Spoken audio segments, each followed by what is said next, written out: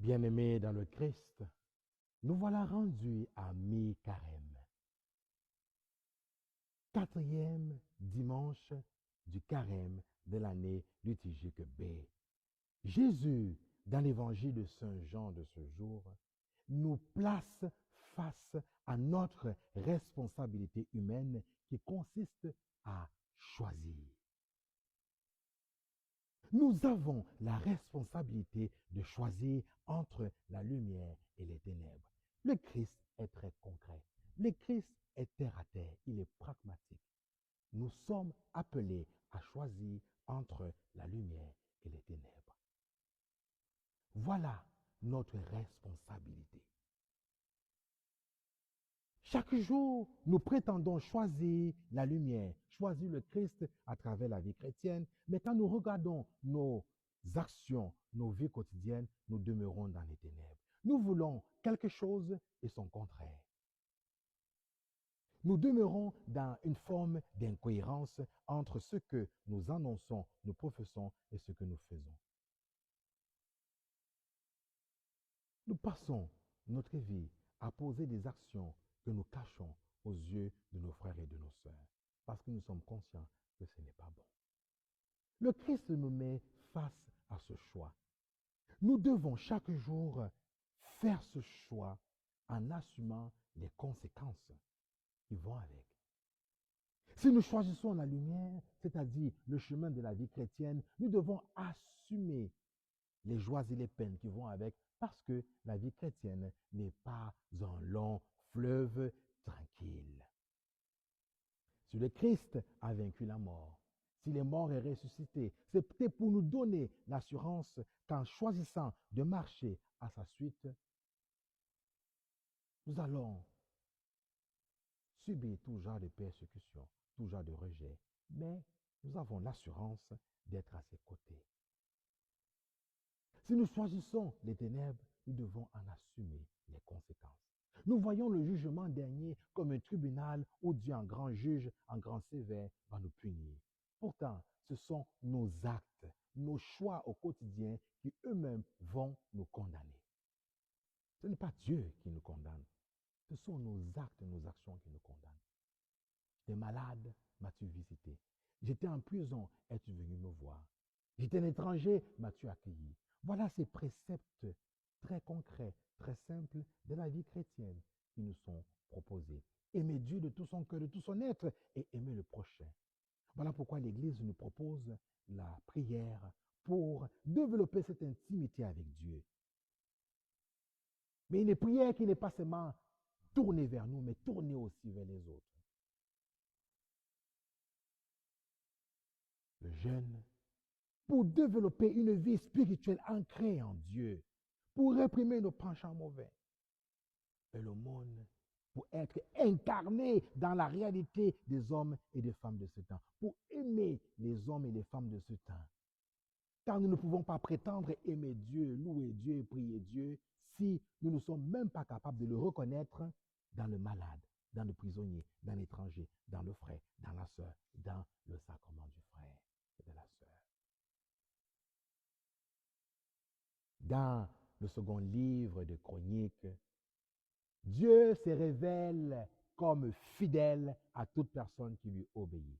Nous voyons que le peuple d'Israël, malgré toutes ses erreurs, malgré tout ce qu'il a pu endurer, malgré toutes les déportations, malgré toutes les fois où il a tourné le dos à Dieu, Dieu a manifesté sa miséricorde, sa fidélité à chaque fois que le peuple s'est retourné vers lui, est revenu vers lui, a obéi à son commandement d'amour.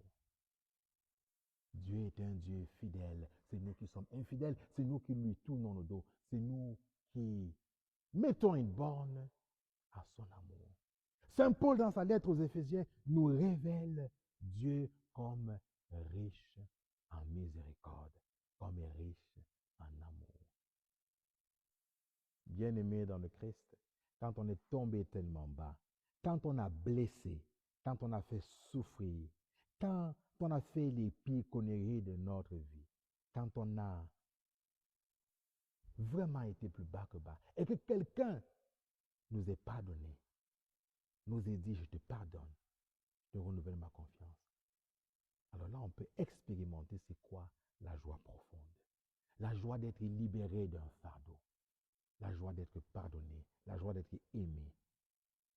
Tant qu'on n'a pas goûté ça, tant qu'on n'a pas fait cette expérience des pécheurs et des pécheresses, tant qu'on n'a pas goûté la miséricorde de Dieu, on ne peut que condamner le monde. On ne peut que condamner les autres. On ne peut pas véritablement prétendre, en tant que chrétiens et chrétiennes, annoncer la bonne nouvelle du salut, annoncer aux hommes et aux femmes de ce temps un Dieu plein d'amour, plein de miséricorde. Nous ne pouvons pas annoncer la bonne nouvelle du salut si nous-mêmes, nous n'avons pas fait l'expérience du pardon, l'expérience de la miséricorde. Bien-aimés dans le Christ, quand on ouvre les nouvelles, qu'est-ce qu'on voit? La tristesse, l'horreur, partout. Sur les réseaux sociaux, des prophètes de malheur, la tristesse, l'horreur, partout. Mais vous et moi, c'est quoi la bonne nouvelle du salut que nous sommes appelés à annoncer? Nous sommes appelés à annoncer aux hommes et aux femmes de ce temps la joie de l'évangile. La joie qui réside à choisir le Christ, à choisir la lumière, à choisir la vie chrétienne. Mais bien aimés dans le Christ, si nous allons annoncer une joie à nos frères et à nos sœurs et que nous-mêmes, nous avons des faces de bœuf, nous sommes dans les ténèbres, comment pouvons-nous être crédibles? La première condition à toute annonce de l'évangile, à toute mission d'évangélisation, c'est nous-mêmes d'avoir rencontré le Christ, d'avoir expérimenté son amour, sa miséricorde. Alors là, qu'est-ce que cela veut dire concrètement? Tu ne peux pas avoir goûté l'amour, la miséricorde de Dieu si tu n'étais pas reconnu toi-même, si nous ne nous sommes pas reconnus nous-mêmes comme des pécheurs ayant besoin de Dieu de goûter son amour. Et parce que je me reconnais comme un pécheur, comme une pécheresse, parce que je rencontre le Christ, que je goûte son amour, qu'il me pardonne quand il me dit va en paix. Moi non plus, je ne te condamne pas. Alors là, je goûte cette joie et je peux véritablement la manifester. Sinon, aller annoncer la parole de Dieu. Mais quelle parole? Sinon, ça, nous réduisons l'annonce de l'évangélisation à l'annonce de la bonne nouvelle à juste du prosélytisme, à de l'idéologie, à de l'intégrisme. Il n'y a pas d'annonce d'un Christ mort et ressuscité, vivant, si nous-mêmes, nous ne l'avons pas rencontré. Mais comment pouvons-nous le rencontrer? Dans le sacrement du pardon. Sortons de cette peur d'être jugés par le prêtre, par les ministres ordonnés. Même si vous jugez, vous devez vous en foutre, parce que la foi, c'est d'abord une relation personnelle avec Dieu. Goûtons l'amour de Dieu, goûtons sa miséricorde, goûtons cette joie et manifestons-la au monde. À mi-carême, nous devons nous rappeler ce pourquoi nous sommes chrétiens. Annoncer un Christ mort et ressuscité. Goûter, anticiper cette joie d'être en lui. Mais là, propager au monde. Bien-aimés dans le Christ, nous ne pouvons pas fuir notre responsabilité humaine. Choisir, nous devons choisir. Je te propose la vie ou la mort, la lumière ou les ténèbres, la joie ou la tristesse. Que choisiras-tu? Tu ne peux pas, nous ne pouvons pas choisir la joie et avoir un pied dans les ténèbres et un pied dans la lumière. Non, que ton oui soit oui, ton non soit non. Assumons, bien-aimés dans le Christ, nos choix, les conséquences de nos choix. Notre monde a tant besoin de rencontrer le ressuscité, de vivre, de goûter cette joie qui dissipe toute tristesse. Mais cela n'est possible que si nous expérimentons dans la rencontre avec le Christ la miséricorde. Alors là, nous pourrons aller partout où les hommes et les femmes de ce temps sont aux prises avec toute forme d'esclavage. Alors là, nous pourrons véritablement être là où sont les structures des péchés de nos milieux. Comme chrétiens et chrétiennes, nous devons nous demander où sont les pécheurs, où sont les prostituées, où sont les toxicomanes, où sont les marginalisés, où sont les immigrants. C'est vers eux que nous sommes appelés à aller.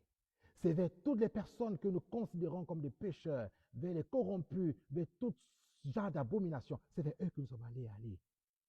Nous sommes appelés à aller pour manifester la joie qu'il y a à choisir le Christ. Parce que nous-mêmes, nous l'avons expérimenté. Alors là, nos paroles ne seront plus que du vent, mais ce serait concret.